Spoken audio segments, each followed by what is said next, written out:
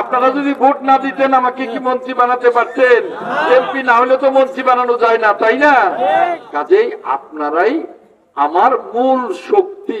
MP আপনাদের মন্ত্রী, আপনাদের খাদেম, আপনাদের ভাই, আপনাদের বন্ধু, আপনাদের সেবক। আমি আশা করি 54 বছরে যে কাজ হয়নি সেই কাজ করে আপনাদের মুখে হাসি ফোটাবো। কাঙ্ক্ষিত, তাই না? বহু কাঙ্ক্ষিত, বহু বছরের আকাঙ্ক্ষা যে এই পাথরঘাটা বৃষ্টি হোক। এদিক দিয়ে আমরা শুধু মির্জাপুরেই যাব না, আমরা দ্রুত ঢাকায় যেতে পারবো, তাই না?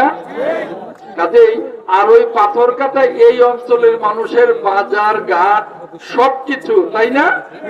কাজেই এই কাঙ্ক্ষিত ব্রিজের এই ভিত্তিপ্রস্তর স্থাপনের এই চমৎকার অনুষ্ঠানে জনাব সভাপতি, আমাদের উপজেলা ইঞ্জিনিয়ার সাহেব, আমাদের মাঝে উপস্থিত মির্জাপুরের এমপি সাহেব, মির্জাপুর আর বাসাইল মিলেই কিন্তু এই পাথরঘাটা ব্রিজের অস্তিত্ব, তাই না?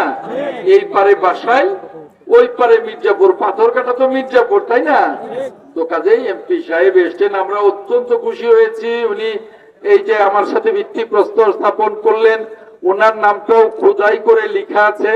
আমাদের সেই এমপি সাহেব আমাদের এই অঞ্চলের কৃতি সন্তান, যার বাড়ি কাঞ্চনপুর, যার বাড়ি হাতিবান্ধা, আমাদের মালিক ভাই, আমাদের সম্মানিত বন্ধু মালিক ভাই, সকলে তো চিনেন মালিক সাহেবকে। মালিক সাহেবের সুযোগ্য সন্তান, গণপ্রজাতন্ত্রী বাংলাদেশ সরকারের উপসচিব, আমার স্নেহভাজন ভাতিজা আমিন শরীফ সুপন। আমাদের আজকে এই ব্রিজের কাজ যিনি সব সময় দেখাশোনা করবেন, আমাদের টাঙ্গাইল জেলার সর্বোচ্চ যিনি এই ইঞ্জিনিয়ারিং সেকশনের নেতা, এক্সিকিউটিভ ইঞ্জিনিয়ার আমাদের কামরুজ্জামান সাহেব। আমাদের এখানে উপস্থিত আমাদের থানার ভারপ্রাপ্ত কর্মকর্তা, ও আমাদের এই টাঙ্গাইল পূর্বাঞ্চলের এসপি সার্কেল আমাদের মামুন সাহেব, উনিও চলে এসছেন। তারপরে আমাদের উপজেলা নির্বাহী অফিসার, আপনারা তার বক্তব্য শুনেছেন। অত্যন্ত সৎ, নিষ্ঠাবান, সুযোগ্য একজন ইউএনও উপজেলা নির্বাহী অফিসার, আমাদের ইউএনও এসিলান সাহেব।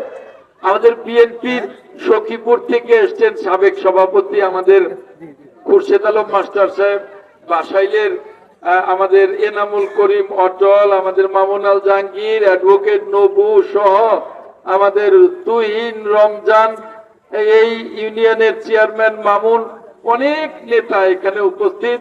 আমার প্রিয় সম্মানিত ভাইরা, আসসালামু আলাইকুম। বক্তব্য দেব না, আজান হয়ে যাবে। আমি আপনাদের কাছে এসছি এই আকাঙ্ক্ষিত বৃষ্টির ভিত্তি প্রস্তর আমরা দুজনের এটা করলাম, উদ্বোধন করলাম। ভিত্তি প্রস্তরের একটা নামি দামি এনডি নামে একটা নামি দামি কোম্পানি এই ব্রিজের কাজ নিয়েছে। আশা করি দ্রুত এই ব্রিজের কাজটি সম্পন্ন হবে। আশা করি দ্রুত ব্রিজের উদ্বোধনটা করতে পারবো। আজকে তো ভিত্তিপ্রস্তর, উদ্বোধনটা দ্রুত আশা করি করতে পারবো। আমাদের এলাকার মানুষের স্বপ্ন পূরণ হবে। আপনারা আমাকে ভোট দিয়েছেন, সকলে আমাকে ভালোবাসেন।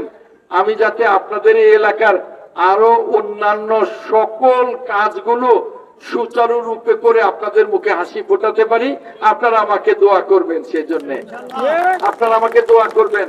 আপনারা আমাকে ভোট দিয়ে এমপি বানিয়েছেন বলেই কিন্তু আমাদের মাননীয় প্রধানমন্ত্রী জনাব তারেক রহমান আমাকে মন্ত্রী বানিয়েছেন, তাই না? আপনারা যদি ভোট না দিতেন আমাকে কি মন্ত্রী বানাতে পারতেন? এমপি না হলে তো মন্ত্রী বানানো যায় না, তাই না?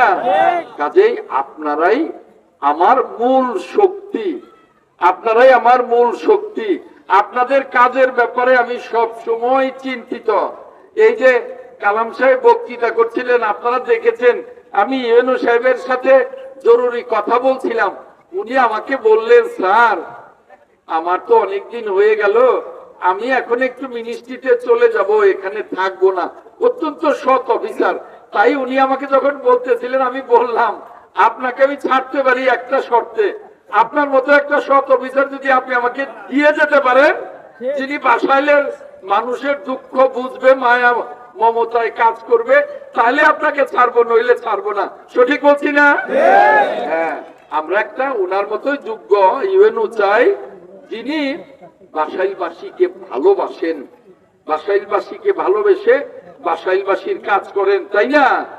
আমি আপনাদের এমপি, আপনাদের মন্ত্রী, আপনাদের খাদেম, আপনাদের ভাই, আপনাদের বন্ধু, আপনাদের সেবক, সব সময় আপনাদেরকে নিয়েই আমি থাকব, আপনাদের কাজ নিয়েই থাকব।